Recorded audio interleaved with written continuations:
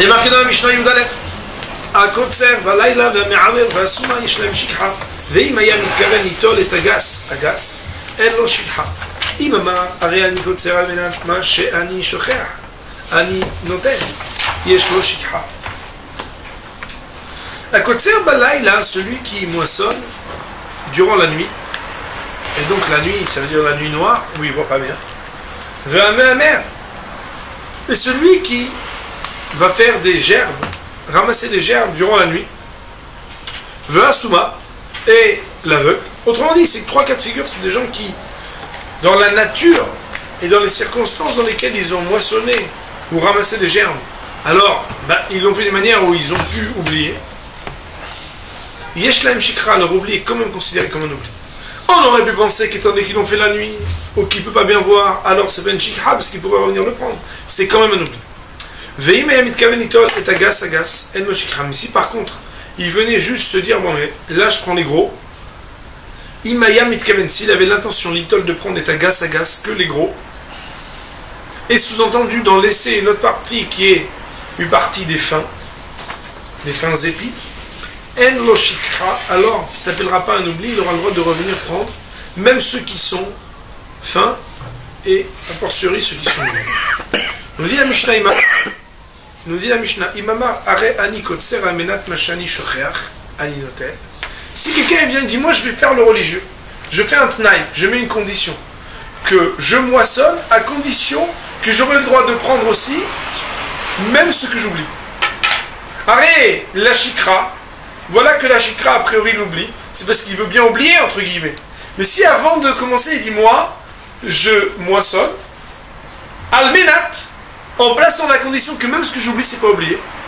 Yesh lo shikra, ça s'appelle quand même un oubli, on va voir dans Barthénon. Barthénon, à côté de Balaïla, Ve'amer. Quand on dit Ve'amer, même si c'est pas marqué Balaïla, nous dit Barthénon, Balaïla.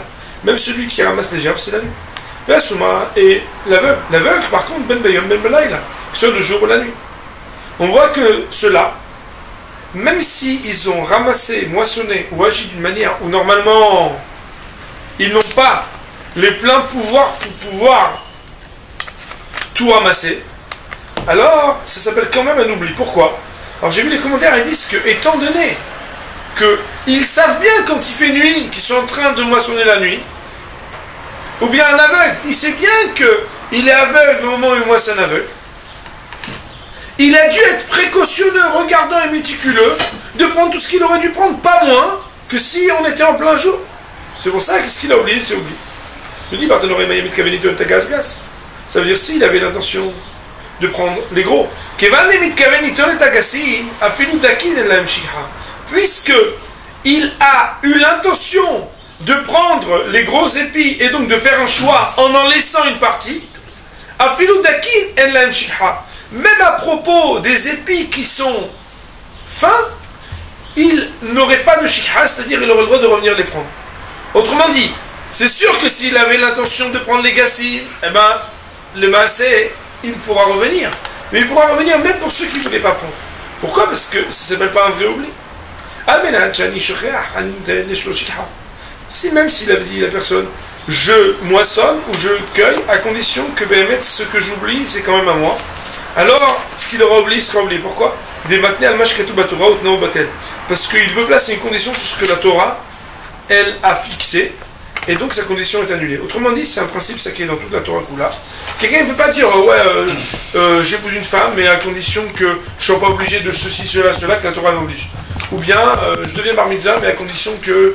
Quelqu'un ne peut pas placer une condition contre ce que la Torah lui a imposé. Un homme, il peut placer une condition là où il a le droit.